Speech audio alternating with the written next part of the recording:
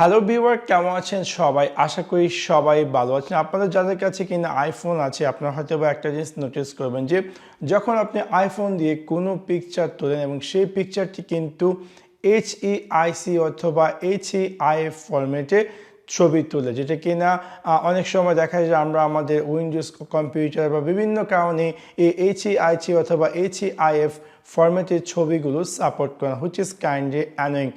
হয়তো আপনি চাচ্ছেন যে কিভাবে আপনি আপনার এই HEIC অথবা HEIF ছবিগুলোকে কনভার্ট করবেন জেপিগ ফরম্যাটে। আজকে আমি আপনাদের সাথে শেয়ার করব কিভাবে খুব নিমিষে আপনি চাইলে এই HEIC অথবা HEIF এর ছবিগুলো কনভার্ট করবেন এবং সেটা আপনি চাইলে আপনার মোবাইলে করতে পারেন। সো আপনাদেরকে সম্পূর্ণ ভিডিওটি দেখার জন্য আমন্ত্রণ জানাচ্ছি। চলুন তাহলে দেখে আসি কিভাবে আপনি আপনার আইফোনে HEIC অথবা HEIF ইমেজকে কনভার্ট করবেন জেপিজি ফরম্যাটে আপনার আইফোন থেকে। সো সেই কাজটি করার জন্য ফর এক্সাম্পল আমি যদি আমার ফটোসে যাই, আমি দেখতে পারবো যে আমার এই ফটোগুলো যদি আমি ইনফরমেশন ক্লিক করি এবং দেখতে পারবো যে এই ছবি কিন্তু HEIF এ তোলা। আমি যদি এই ছবিটিতে যাই এবং এটাতে যদি আমি ইনফরমেশনে যাই, আমি দেখতে পারবো যে এই ছবিগুলো HEIF এ তোলা। এবং আমরা জানি যে HEIF এ ছবি অনেক হাই কোয়ালিটি হয়, বাট এই HEIF এর ছবি অনেক জায়গায় সাপোর্টেড করে না। লাইক যদি আপনি উইন্ডোজ ল্যাপটপ হয়ে থাকে বা পিসি হয়ে থাকে, সেখানে কিন্তু HEIF ফরম্যাটে অনেক সময় অনেক ধরনের প্রবলেমে আমরা পড়ি। সো আপনি যদি চান যে আপনার হয়তোবা ভুলবশত ছবি তুলে ফেলেছেন HEIC ফরম্যাট, অথবা আপনার আইফোনের ছবিগুলো HEIC ফরম্যাট অথবা HEIF ফরম্যাট এবং আপনি চাচ্ছেন সেগুলোকে কনভার্ট করার জন্য আপনার আইফোনে, এবং সেগুলো কনভার্ট করার জন্য মোস্ট কমন ফরম্যাট যেটা কিনা জেপিজিতে। সো সেই কাজটি করার জন্য আপনি চাইলে একসাথে সবগুলো ইমেজকে সেট করতে পারেন, একসাথে 10-12টি, অথবা আপনি চাচ্ছেন যে সিঙ্গেল ইমেজ তাও সেট করতে পারেন। ফর এক্সাম্পল আমি চাচ্ছি যে এখানে টোটাল 3টি ছবি আছে এবং এই সব 3টি ছবি HEIC ফরম্যাটে বা HEIF ফরম্যাটে তোলা।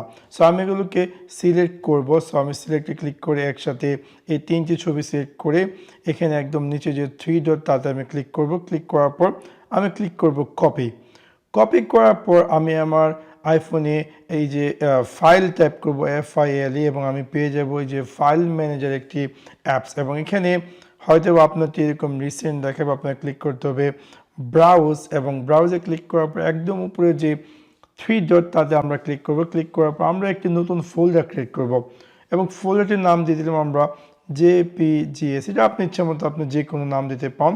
এবং এই ফোল্ডারের ভিতরে আমরা আমাদের কাছে যে HEIC অথবা HEIF এর ফরম্যাটে ইমেজগুলো আছে সেগুলো আমি পেস্ট করব।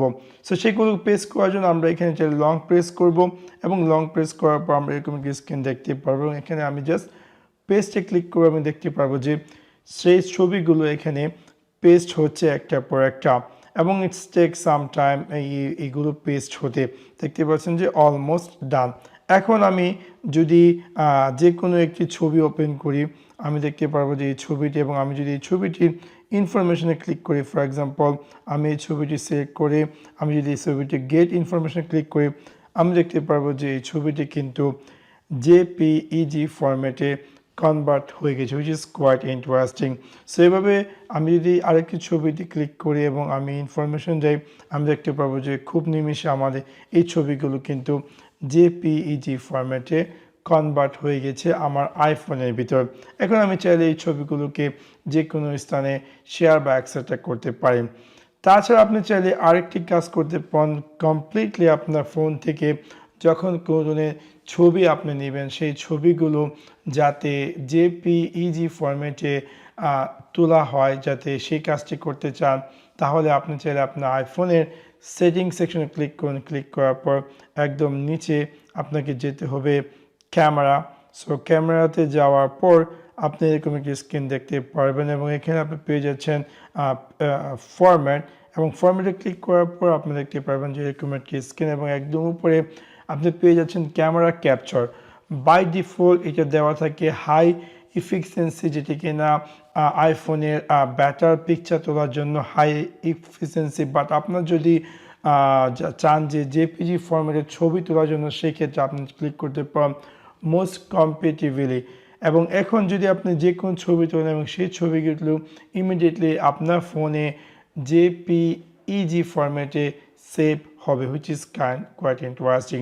সো এবার খুব সহজে আপনি চাইলে আপনার আইফোনে ডাইরেক্টলি যে কোনো ছবিকে জেপিইজিতে কনভার্ট করতে পারেন, অথবা আপনি চাইলে কমপ্লিটলি আপনি যখন কোনো নতুন ছবি তুলবেন সেই ছবিগুলো জেপিজি ফরম্যাটে নিতে পারবেন, যখনই আপনি আপনার ক্যামেরা সেকশনে এই স্থানটিকে পরিবর্তন করতে পারেন। আশা করি আপনাদের এই ভিডিওটি ভালো লেগেছে। যদি ভিডিওটি ভালো লেগে থাকে অবশ্যই লাইক এবং শেয়ার করতে ভুলবেন না।